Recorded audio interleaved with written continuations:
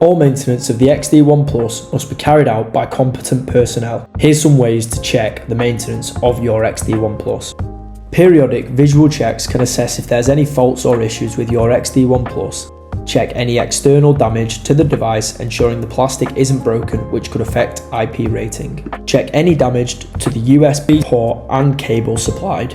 Check for any obstructions to the particulate inlet and outlet, as well as any damage or wear to the product membrane, LED icons and power switches. Finally, check for any damage to the mounting hardware, clips or fixings.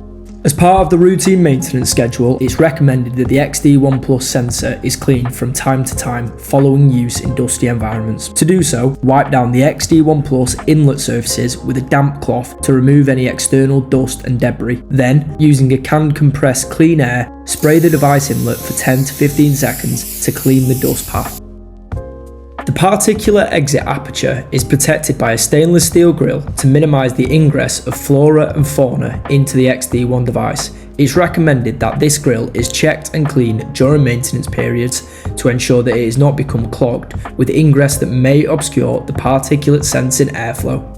Be sure to check out the rest of the videos in this series where we'll take you through how dust travels through XD1 Plus, the AirX fault codes and how to do a compliance check.